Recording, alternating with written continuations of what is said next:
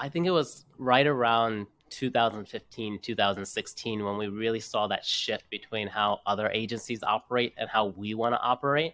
You speak quite a bit, Seema, about like positioning and how you set yourself up as a company. We took on this positioning of the anti-agency. We didn't want to be the standard agency. We wanted to be what was going to be in alignment with our clients. And so finding that for us, we needed to find a positioning that stood out and that worked. And what I've really realized kind of in that 2015 period was like, what are we the top in? When someone says this, what can they remember? And to be really brutally honest about that. Welcome to the From Spaghetti to Growth podcast. I'm your host, Seema Alexander, a business growth strategist and advisor and creator of the unique method. In each episode, I have unfiltered conversations with successful founders, CEOs, and experts where we delve into their business journeys of how they went from chaos to growth and everything in between. If you're an entrepreneur seeking inspiration, tips, and strategies to take your business to the next level and turn your spaghetti into growth, this is the podcast for you. Now let's start growing.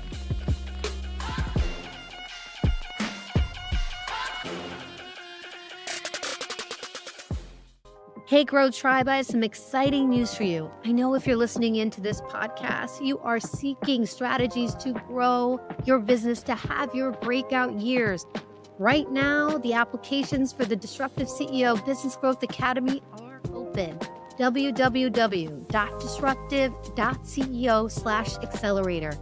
Go to the website, apply, and become part of the Grow Tribe. I'm going to take you in a 10-week journey to change the way that you approach business, to get you clear on your unique positioning in the market and disrupt the status quo so that you can exponentially grow. This is the clarity that you've been seeking. I'm telling you, don't miss out on this opportunity right now. Go to www.disruptive.ceo/accelerator and apply today. In today's episode, we have Nirav Sheth. Nirav is the CEO and founder of Anatta, the partner of choice to industry-leading direct-to-consumer brands like Athletic Greens, Dollar Shave Club, and Rothy's. Since its founding, Anatta has helped over 100 direct-to-consumer brands exponentially grow their revenue and increase conversions, and has built to a $10 million anti-e-commerce agency. Way more to come on that. I got to tell you, that's where the spaghetti goes to intention, and it's an incredible story to tell. So I really look forward for you to be part of this conversation and listen in. Let's get growing. Welcome to today's episode of the From Spaghetti to Growth podcast. I'm your host, Seema Alexander, and I have Nirav Sheth, the CEO of Anatta, here with me today. And I am so excited to dig right into your story, Nirav. Welcome to the podcast. So Nirav and I met through mutual friends, I feel like years ago. We haven't physically, I don't think, been in the same room, but I've been watching you grow your agency for years. And, watching the progress, and this is why social media is also such an important facilitation for business, right? Because you see the growth throughout the process. But I was really excited to have you on because recently you actually did a post, which was the most ideal moment for me because you shared what the last 15 years of business look like for you and the realities. And that's what this podcast is all about. So I'm going to start with my first question that I ask everybody, which is, what was the driving force that got you to start a business in the first place? Yeah, so I started Anatta in 2008 out of my parents' bedroom. Sorry, my childhood bedroom in my parents' house. So it was 60 square foot of space, really tiny, lime green walls, blue carpet. That's kind of where I was. And I had a decision to make at that point. I had another company in the past that I just did right out of college. And my immigrant parents, seeing that I graduated from GW and put a lot of money into my college education, said, look, Nirav, you're going to need to figure out how to make $50,000 in the next 6 months, or you're going to need to go get a job. Like that's it.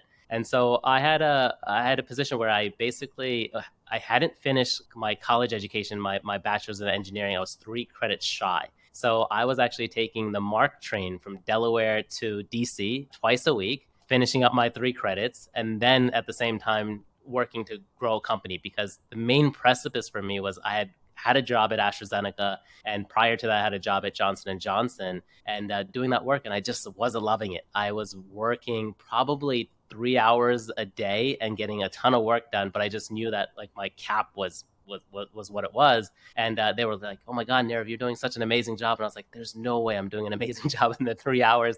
And so I was like, if I can get something done here, like what would it look like if I could just have open limits? So that was the journey into entrepreneurship, was just saying I need to be able to do more, and I need to be able to have higher ceilings to be able to climb to. Okay, well, you come from immigrant parents, an engineering degree, and you were down the Yeah. street from me originally. I grew up in Maryland, DC area, so I did not know you went to school in DC. But was that a thing, moving from engineering to your own thing? And we'll get into what your own thing is in a few Yeah. minutes, but was that a thing with your parents, or how did you deal with that sort of transition? Yeah, so what was interesting was I was admitted into GW's law school. So I was part of like a 7-year program from engineering to law. And Okay. I went into doing some internships at the patent law office because I was going to be like either going into copyright law or going into patent law. And Seema, I was bored out of my mind when I was in these offices. Like I was researching all these patents, and I was like, this is great.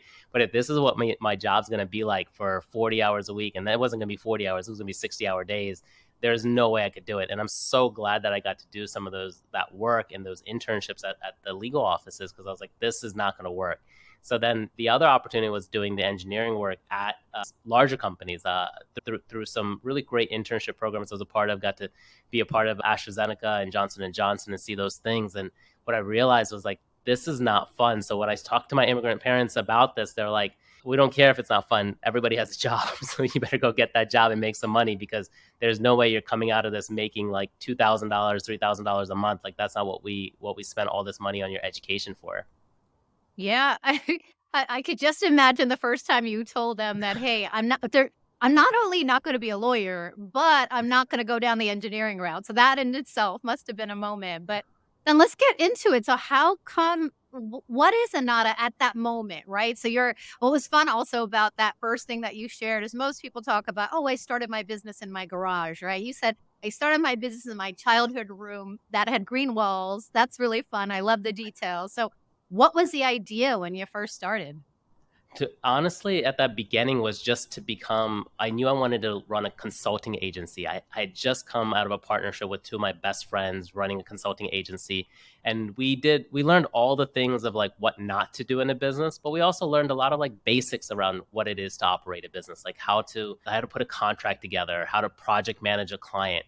And so I wanted to try that out another 6 months to a year to see like, could I run this as a real business? Because we weren't running it as a business. This was like two of my best friends hanging out, spending fun time together, doing our best job that we could. But like when we looked at our P&Ls and when we looked at what we made at the end of the year, we're like, this is nothing. Like this, we can't live and survive off of this. So I wanted to give it another shot. And that was like really kind of the big thing, was like, how do I make this turn into a real business? So not at that stage, I just thought of it as a consulting agency. I was like, I just want to do web design and development for people, because I had already come from that space prior, and just see what I could make out of it. So it was like it was a play on like, if I could do everything the way I want to do it, what would that look like? Okay, so let's go back because I didn't realize. I mean, you mentioned it briefly with your friends and how that even happened, because these are the pieces of the spaghetti that are important and the journey, right? So you are in your pharma slash legal career, and then did you guys just come up with an idea to say, "Hey, let's do a side hustle"? Was that where this all first started? It came up, yep, it came exactly out of a side hustle, and I was working at that job, and one of my best friends was doing web consulting and design and development for a couple companies, and I just saw it. I was like, "Hey, is there a way I can get involved in this?" And he's like, "Sure." So we started doing work together, and about a year in, we brought in our other best friend into the business, and we got him out of his job and just started doing this together. And so we did that for about 2.5 years before I started Anatta. So there was a gap between that pharma job to the starting of Anatta, where I had this other company with my two best friends. Okay, so just two things here that I think is important also to unpack a little bit. One, you went again from two different professions into web design, right? And that's just important for people to realize, sometimes you have passions that are outside of what you studied or where you were previously in the industry that you were prior in, right? But doesn't mean that you can't learn and grow with that and then, take it where it needs to go. So it sounded like that's what you were doing. How is the dynamic working with best friends? Yeah.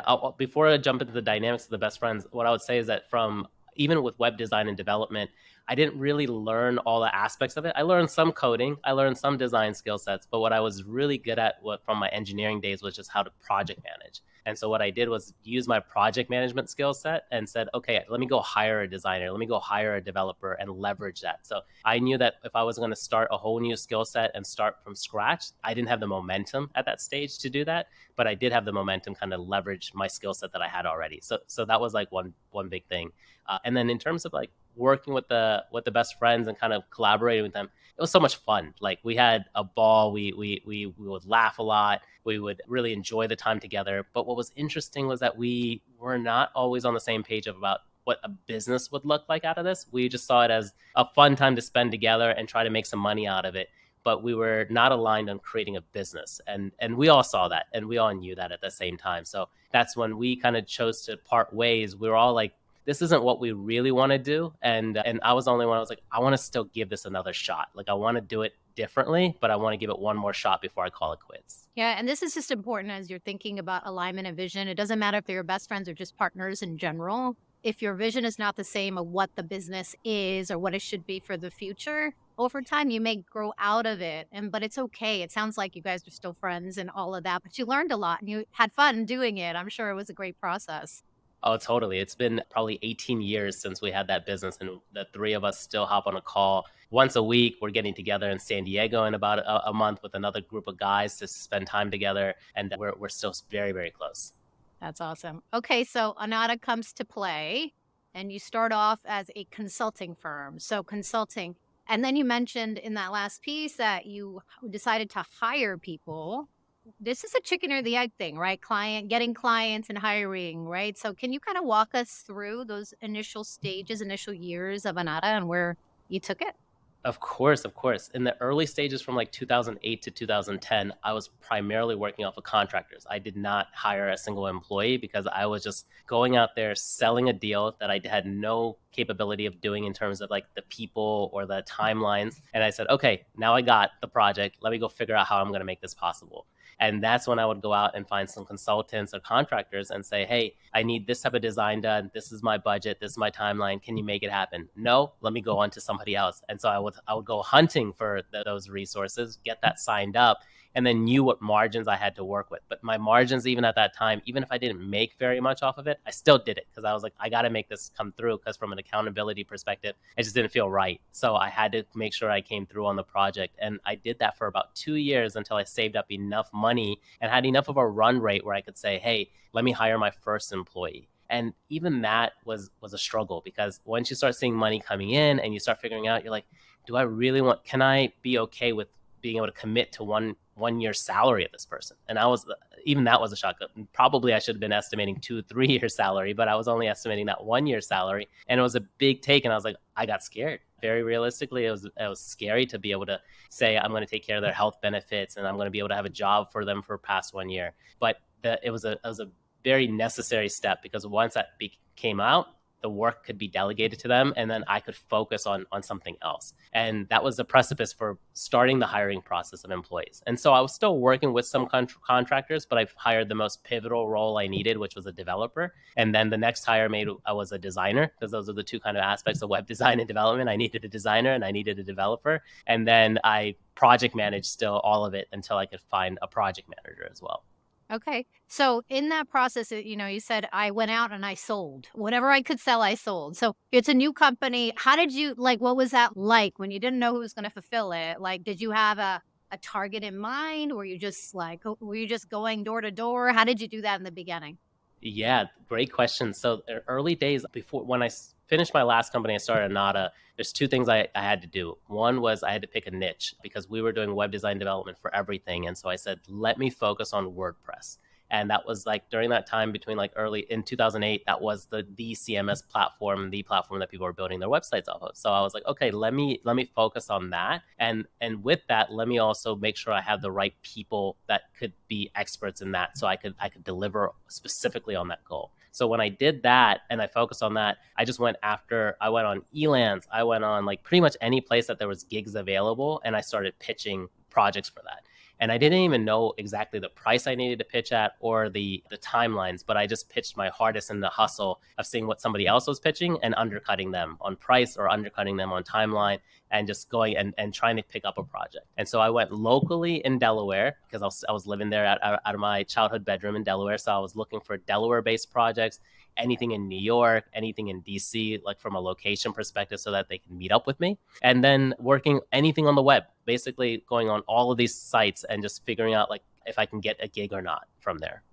Yeah. So it sounded like even early you were thinking about niching and targeting. So, with spaghetti comes trying to focus on too many things, too many offers, too many people, especially when you're in the service space, because you don't know what's going to land. You don't know where the revenue's coming from, right? And so my understanding is like a few years in, you started hiring. In terms of your focus then, like, was it small business? And then, I know where you are today. So I'm curious to hear sort of where the spaghetti became, intentional growth for you.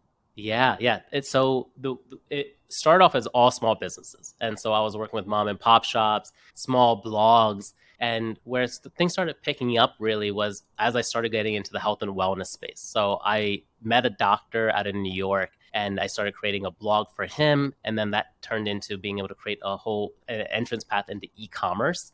And that's what Mm. changed our trajectory. So we were doing these WordPress sites, and we probably did these WordPress sites all the way up until 2014 or so.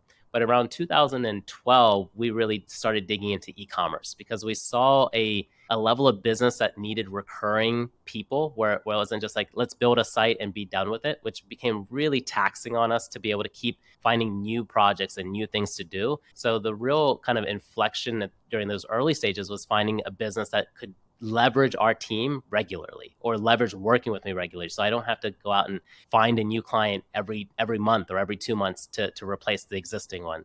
And so that was a big one, is shifting markets towards e-commerce. And secondarily after that, shifting towards like a specific niche, even more focus outside of just WordPress or web design and development, but it's e-commerce and within the wellness and health and wellness space. Because we started getting known. Once we started working with some more higher profile clientele in that space, it started being able to kick off more and more people within that. And that started creating a cycle of new business coming in from that. Okay, so you were a generalist WordPress developer out in the market, you had your team. Over time, you got into the health and wellness space, and health and wellness and e-commerce, that's interesting. I'm assuming it was all supplements or, the other reoccurring revenue for these doctors, and we can go into that. But Yeah. one, getting into that first one, you said you met in New York. How did you continue to build from there and build authority in the space? Because I think that's another thing of how do you become unique and different when you're another web developer, even web developer in e-commerce, right? Like, what was that stage of like, okay, you know what, this we were building here, we realized it, and then we became known for it. How did that happen for you guys? So what it became is the results that we started getting for our clients. So once we started working with that doctor in New York, we started seeing his blog and his personality just rise overall on his online presence. His SEO started really picking up. His overall presence in the space started becoming bigger. So it was just purely putting in really hard work into that project versus trying to diversify or trying to look at more opportunities. We just took that single one and said, let's go all in on this and let's just do amazing work that we can and keep doing it. And because of that, that started creating not only a retention cycle with that one client, but then he started referring us all across the board to all of his friends. And so that referral is still a part of Anatta's current day future. Like right now, 2023, 95% of our business is referral based. And it's just Oh, because wow. we continue to put that energy into the existing clients and really seeing that as a source of new acquisition.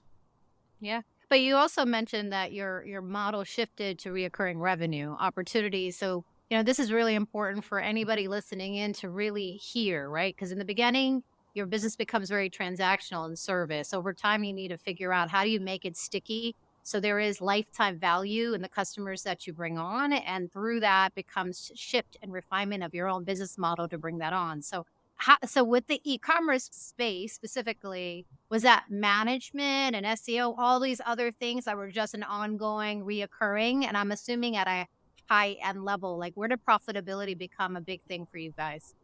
Yeah. So in terms of recurring revenue, we started picking up more and more clients on a retainer basis for maintenance. And that was like we build the site, then we maintain it, and we're around. But what we learned early, Seema, that was really different is that traditional agency model sucked from the client perspective. And we started learning that early. So in 2014, as we were kind of growing and getting better and better, and this is about 6 years in, so this isn't like a short amount of period of time. This is just constantly listening, talking, and seeing what other agencies were delivering. Because that's one thing I don't think I was paying attention to. I was so heads down working that I was just like, I'm delivering the best work possible, and nobody can beat me. And of course, you have an ego in the early stages of like, you're the best. And then you start seeing like, well, there's a bunch of other agencies getting way better business than I am. What am I missing? What am I not doing? And so when I started paying attention to them and seeing what business model they were delivering, our clients or the agents, the companies that started coming to us started giving us clues as to what other agencies are delivering that isn't great. And that's what we started to dig into. So like there's a couple things that was really kind of helped shape things for Anatta and was probably the next big inflection point for us for recurring income, which is we saw agencies overall focus on billable hour model. And that's what normal agencies are. They have like a billable hours. They say, okay, we're going to do 60 hours and this is our rate and this is what you're getting from us. And what we notice is that when you're an agency focused on billable hours, but the company or your client doesn't care about your billable hours, they just care about being able to make more money or find ways to increase their value. They have one goal and you have a whole different goal. And when those two don't align, you don't stick around for very long because you're trying to maximize on one thing and they're trying to maximize on another. At some point, maybe in the early days it's okay, but at some point they diverge fast enough that you're not going to be able to be in their purview. So we said, let's actually change our model and let's not focus on billable hours and let's just give people a retainer, straight up flat retainer. At those days, it was like around $7,500 a month, and that was the retainer that you paid for. But when you did that, we didn't fractionate our time. So we said, look, you're getting this one designer or you're getting this one developer for this price. And what that did too was another big change from what agencies were delivering was that the whole agency model was, the funniest thing is like basically whichever client yells at you the loudest is where you go pay attention to. And even though you have these really nice clients who are paying on time, super modest, do all the process, they don't get paid attention to because you have that one or two clients that are just constantly yelling at you. And if your goal is just to shut them up for a little bit, right? Because you're just trying to get some work done. And so you're like paying attention to that. And what we realized there too is like, that's not okay. Not only is that morally not okay, but we just didn't feel right about constantly doing that. So what we shifted and we said, okay, let's change the second part of agencies that really suck, which is this whole fractionated resources. Let's just give people their dedicated member and we'll figure out all the work that has to be done. So just like you were saying in terms of like, can we pay attention to SEO? Can we pay attention to speed? Can we pay attention to opportunities in the e-commerce funnel to optimize for conversion rates and all these other things that the business cared about? And when we started to do that, we started opening up all these opportunities for these e-commerce clients where they're like, hey, because you guys are putting so much attention to us and so much time in finding these opportunities, this month we grew our business by $50,000 more than what we previously would have. And we're like, oh, awesome. Like, that's great. And then they looked at that as the spend against us, which was $7,500. And they're like, wow, you're delivering close to like 10x your value. This is awesome. We'll just keep you on board because if you can keep doing this, this is not a sunken cost. It's a no-brainer. It's a no-brainer. 100%. It's a no-brainer. You know, it's funny. There was a client in the past that had come to me and he was in this place where he was like, man, like I've added so much value to this one customer, but he keeps complaining. And I was like, what are you doing? And he's like, dude, the organic SEO and the reach, we've hit whatever, 500,000. We've done all these numbers. And I was like, okay. And he's like, he doesn't realize like how amazing that is. I was like, what does he want though at the end of the day? And he was like, he's looking for sales, right? And I was like, that's part of the problem is that either you guys did not educate him to understand what this process looks like up front and the time around it, or, you know, what are the other ways outside of what you guys are doing to get him those sales in the interim while you're building this other side. And that's because they became like, it was like his most unideal client. It actually drained him like continuously to a point 6 months later, he ended up firing them in a good way because sometimes you need to ensure that, you know, what you deliver in terms of your strengths actually matches to what the client is expecting from you, or else there's always going to be that disconnect. So actually within that, did any of that resonate? I mean, you mentioned the clients that might be yelling or whatever, and that just seems more of a customer service thing. But have you ever been in a situation at a high-end client, but you knew they weren't a very good fit? And what did you do with that situation? Oh, so many times, Seema. Like that's come up probably at least a dozen times. And early on, I would just stick with it. I would stick with it because I was scared about the money. I was like, well, if I don't have their income, what's going to replace it? And I have all these employees to be able to pay for, and I don't have somebody else to take over for it. So let me just stick in there.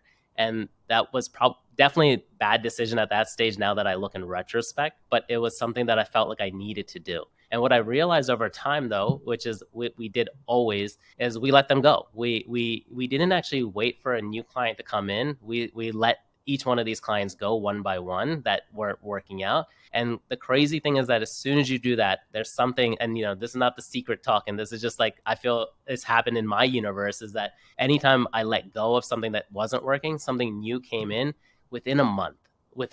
And I was so crazy because I was scared that, like, oh my God, I'm gonna have to pay for this out of my pocket. It's gonna be another 2 months before a new client comes in. But each time within the month, a new client came in, and it almost not only replaced the existing one, but sometimes was even larger than that one. And it made space for it. So I think sometimes you just have to be able to let go to make space for the new to come in. And that really showed up. So 100% I agree with the sentiment that you mentioned. And we've done it a bunch of times, and sometimes being one of our biggest clients and letting that go is really, really tough, especially when your distribution of your income, and if it's 30% of your income is being taken up by one client, it's really hard to replace that one, and it's really scary to say, I don't want to work with you anymore. 100%, 100%. But let me ask you, the ones that who came in after the fact, were you guys more intentional about who you said yes to versus who you said no to? Because that's a big learning for entrepreneurs, right? Yeah. Early on, like in the very early days, first couple of years, I took on anything and everything without any parameters of who I was going to bring on. I was just like, it's money, let's go for it. And over time, we kept on finding more and more parameters to add to it to evaluate our clients. And so we are, even as of today in 2023, we have such strict evaluation criteria that we have to make sure that they're good human beings. We actually have personality. Like, we just have conversations, but they don't know in the background we're interviewing them to see, like, will we actually like working with them? We qualify their business and we say, like, do they even have money to afford us past this initial engagement? If they don't, let's not work with them, and let's just tell them, hey, you guys are great, but you really can't afford us right now. And like, even if you stretch yourself to afford us, it's not going to be right. Like, it's not going to be fun for either one of us. And there's going to be so much stress in the relationship that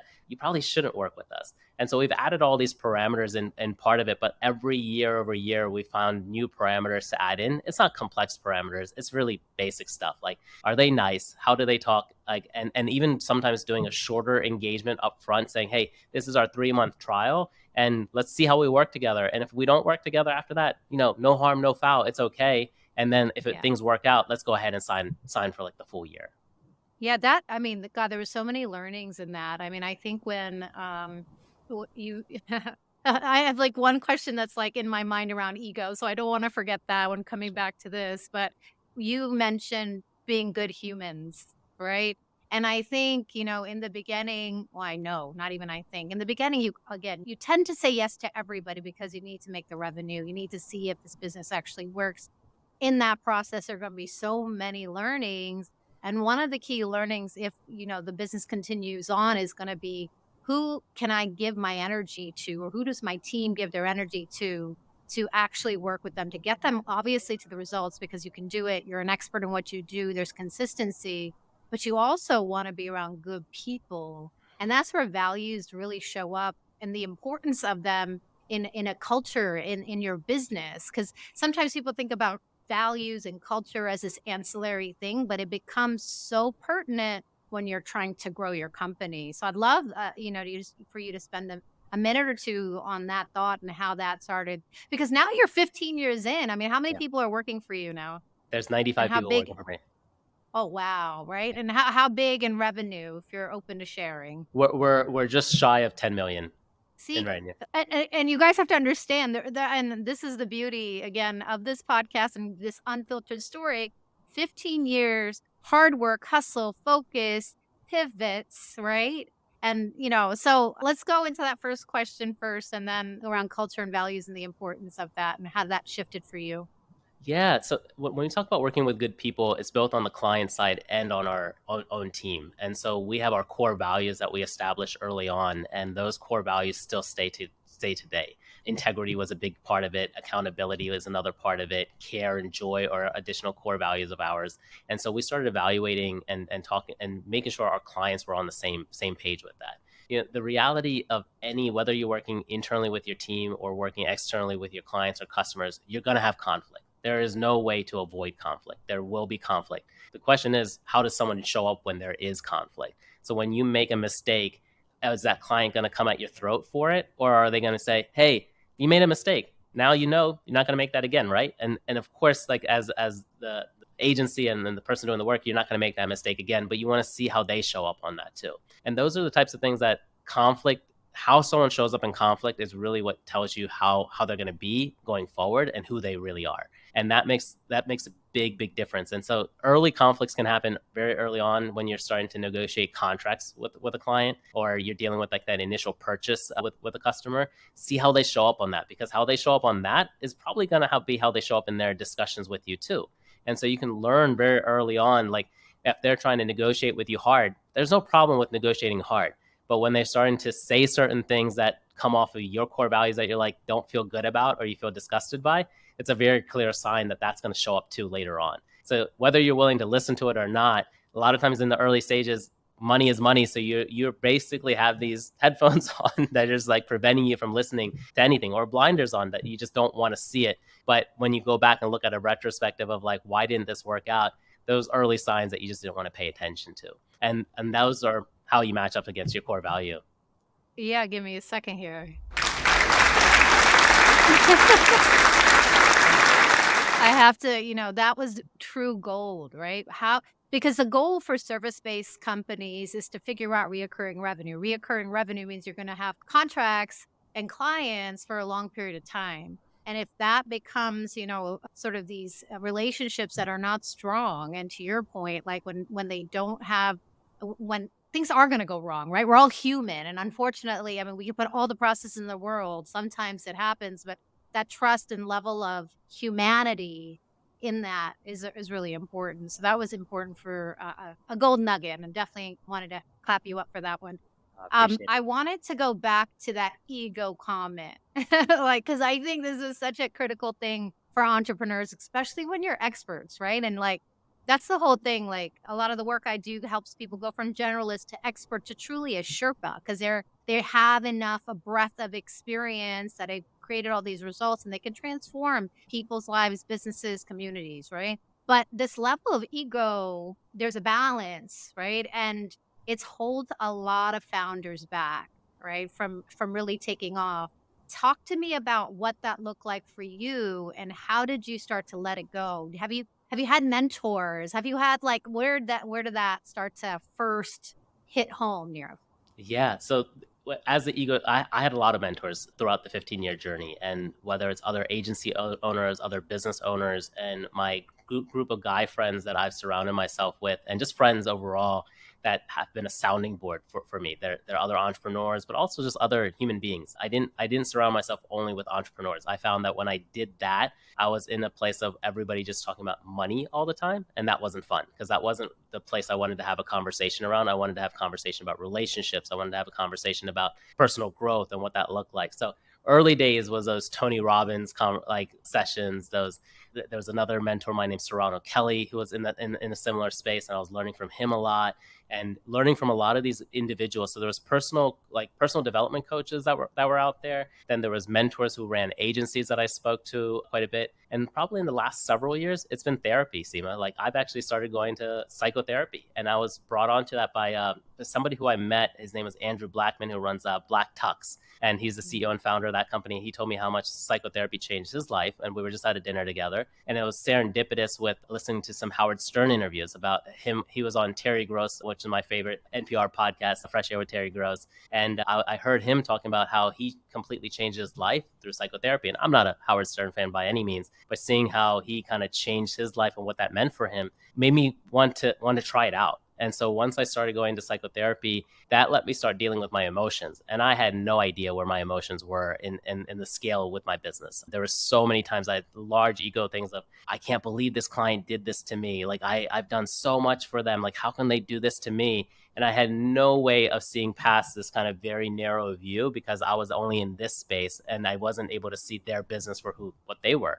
And they were actually doing really right business practices, all the right things, but I felt hurt. And because I felt hurt, that would change how I would act and how I would show up. And so in the early days, because of my ego, I destroyed certain employee relationships because you forget in those early days that employees have other lives and they came with you for a certain period of time and they're going to leave after a certain period of time. And that's healthy and that's okay. But when you're a CEO founder and you're working and you're creating your own entrepreneurship, like a company and work, you think that these people are going to stick around for life. And as soon as they're going to walk away, you feel hurt by that. So that's like a big ego part where you just feel like, wow, somebody can walk away, but they're not walking away from you. They're walking away for their own lives. They're working away, but I didn't know that. I was so into only myself that I felt like they were trying to walk away or trying to hurt me. And so that was a big part of my ego. Another part that came up was around like when we delivered really high quality work, but then someone didn't really see that and we put so much energy and time into it and they didn't appreciate it. Maybe they did appreciate it, but if I didn't get that, hey, Nirav, great job, attaboy, like I felt like, oh, they don't really care. They don't see that. And a big part of my what I learned in my psychotherapy is one of my biggest insecurities. And these are the things that you learn in Tony Robbins and you learn throughout. It's like, what is your deepest rooted insecurity? One of my deepest rooted insecurities is not being seen. So if I wasn't seen by my employees or not being seen by my clients, I felt hurt and I didn't want to put any attention and time into it. And that really changed. Like as soon as I started seeing that and understanding that, I was like, oh, wow, this is where a lot of my actions are coming from. And so I would say that's probably where ego has been big part of, it's just been a part of my emotional aspect of it. I really had no idea how to deal with my emotions. And as soon as I started working through that with not only mentors, but through therapy, it made a big difference. Yeah, God. Okay, a couple things I just want to reiterate. Who you surround yourself with the most is what you become, right? So the fact that you had a mix of entrepreneurs and others sounding boards around you, but again, I'm a big believer of good humans. If I could wear that shirt, that would be me. So that's really important, especially as you're growing, because there's a lot of spaghetti, there's a lot of emotion, there's a lot of ups and downs, and you need those people that are going to encourage you through the process. Psychotherapy. First of all, I cannot wait till somebody rebrands that. I know it's mental health. I mean, it's just like that word, it's one of those things that I am so happy now that mental health is so normalized to a point where, and we shared about our kids earlier. I have a 9-year-old and 13-year-old, and I'm very public. But my 9-year-old started having panic attacks, and I was like, she needs, but she's the first person to be like, Mommy, I need therapy. And I was like, that was amazing. Because at 9 years old, I'm 45 now. I still don't have the tools that she has learned over the last several It's months, incredible. right? It's incredible. It's incredible. But the fact that you were able to peel back that onion, how much better or stronger of a founder do you believe that you are today compared to before you did the work on yourself? Oh, I'm 100 times better as a founder now than I ever was in the past. And it helped me let go of so many things that I thought I was the best at.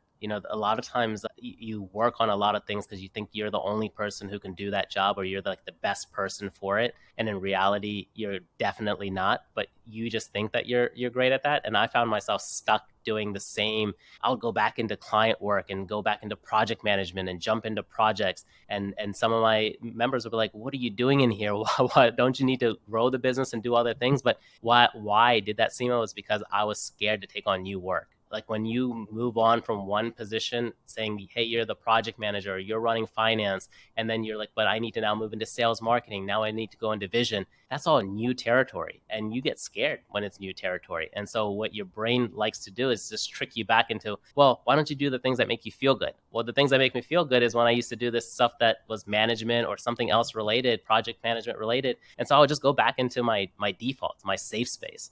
And that prevented me from actually growing the company or doing the things that really move the needle. And it's really because the new work is scary because you're having to transform and become somebody new. And when you become somebody new, you kind of picture yourself as having to be an expert in that when you're not. It's like, okay, I'm writing copy now, or I'm becoming a LinkedIn writer. Great. well, are you willing to start back at the basics and put yourself out there and make some mistakes? And a lot of times as founder, you're like, I don't want to make a mistake. I'm too scared. Like I've already built myself up to this level.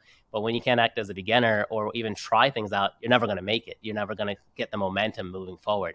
And I learned that much later. It was not early on. Learned that much later, that I was going back to the safe spaces in order to feel good, to feel safe.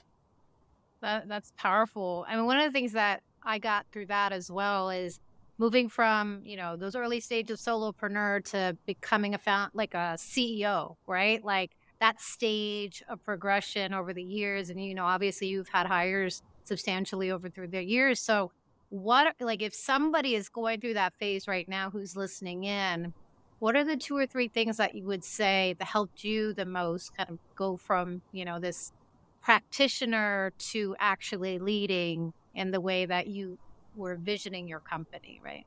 Yeah.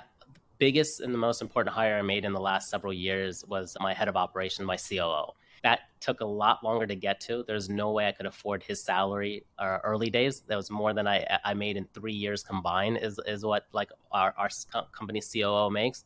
And it's also such a pivotal role to be able to hand off operations to somebody and say, hey, you're going to take care of this part of the business while I go focus on the things that can help move the needle forward, when it comes to marketing, when it comes to sales, when it comes to inspiration and setting the vision. So the key hires I would make is very operational driven, so that you can be, as a founder and CEO, if you're not out there in the front leading the pack and setting the vision and actually doing the marketing and sales work yourself, you are holding your company back from where it needs to be. But in order to get to that stage, you have to bring in people who've done that job before and that you know and can trust in the work that they do, and be able to spend money when they tell you to spend money in those areas, which is, again, scary. It's like, you really need additional budget on top of what you make. And it's like, yes, in order for them to do their jobs, they need that budget and they need the allocation to be able to do that. But that means that I need to go out there and sell more projects. I need to go out there and lead the pack so that we can grow the business to where it needs to be.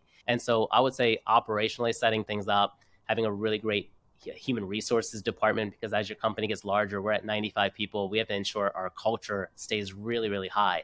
And Seema, we got to celebrate one of the coolest scores we got, which was our employee satisfaction score. We were at around an 80.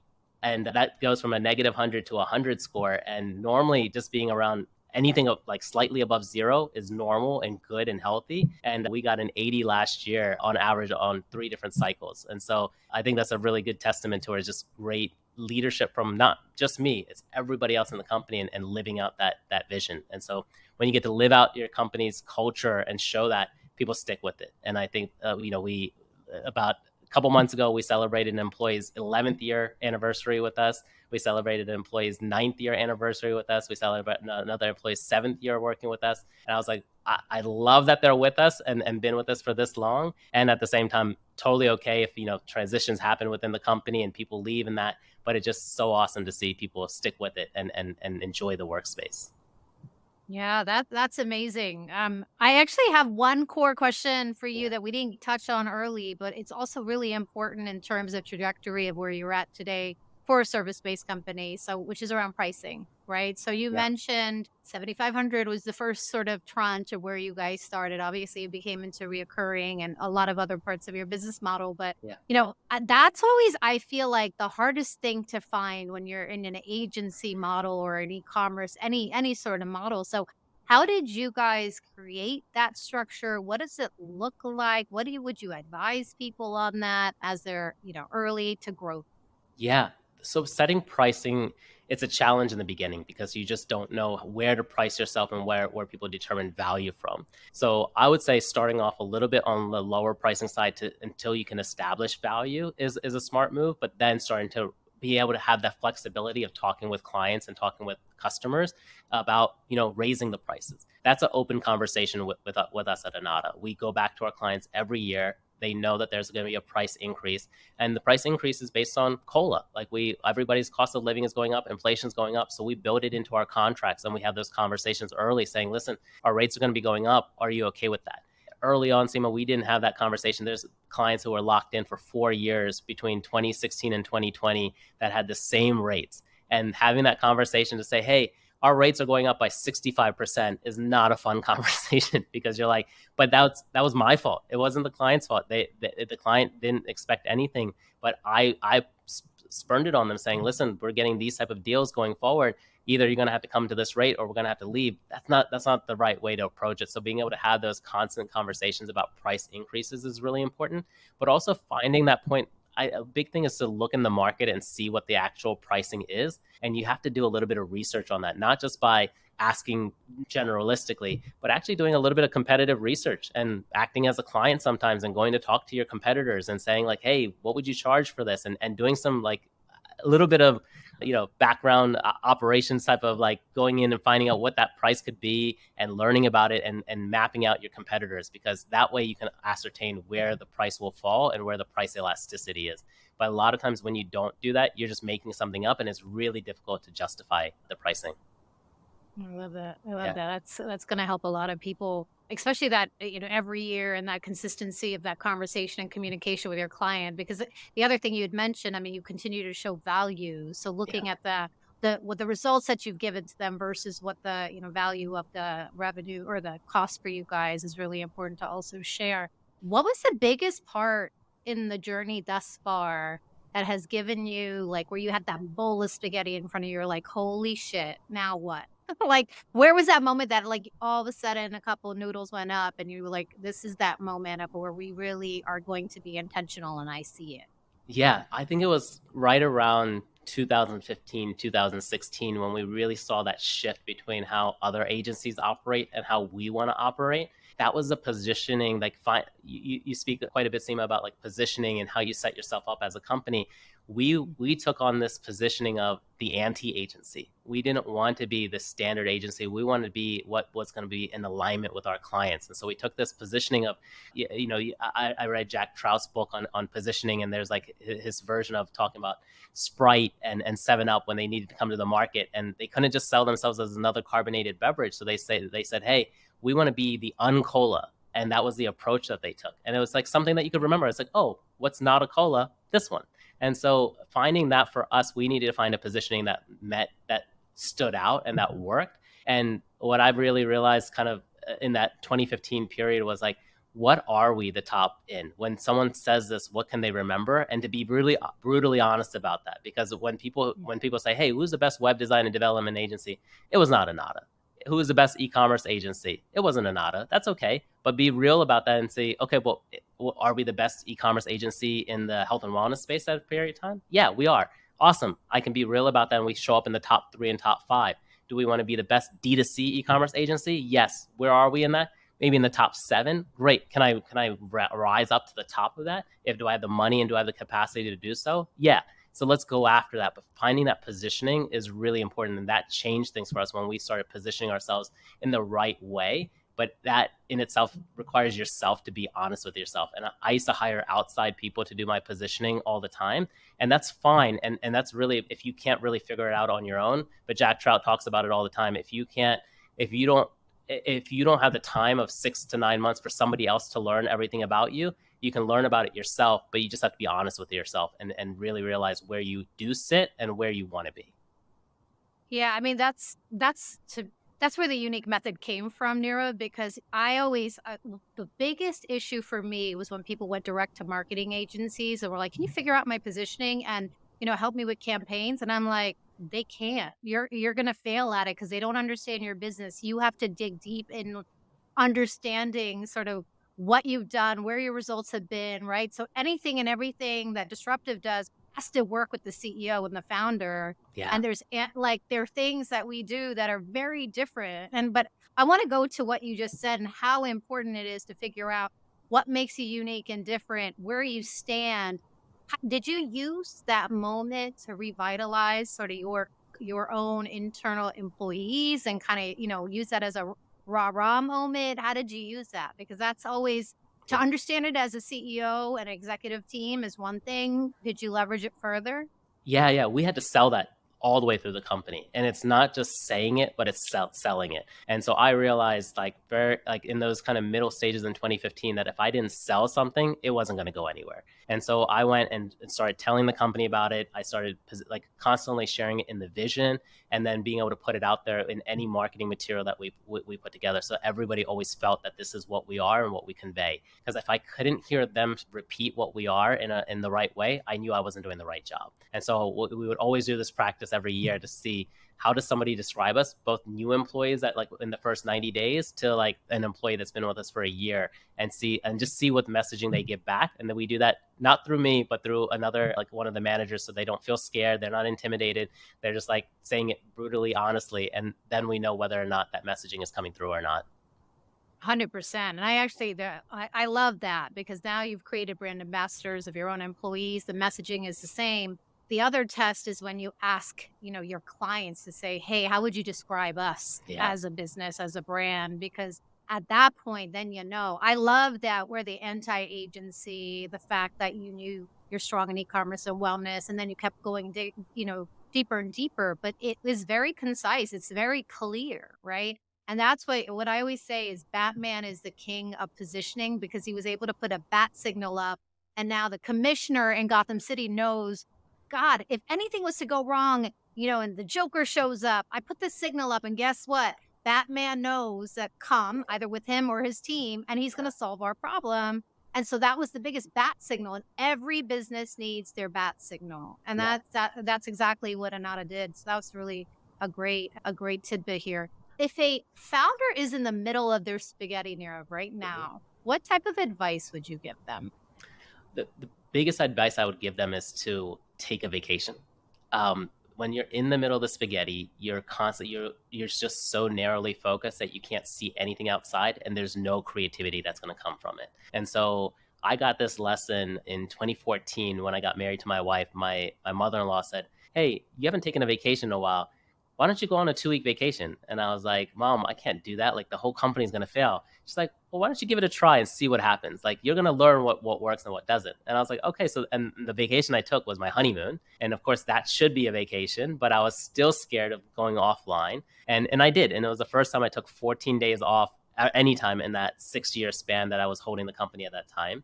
And it was a groundbreaking moment for me, because I came out of there seeing all these possibilities of what the company can be and how to shape things. But I could not get that in 2 days vacation, 3 days vacation, because it took me, in that period of time, it would take me 6 days to unwind to get to the place of actually being able to enjoy the vacation. Now I'm down to a little bit closer to like 2 days, like 1 to 2 days, but it normally would take me at least 6 to 7 days to like feel unwound, to actually feel in vacation mode. And then once you're in vacation mode, then all these ideas start creeping in.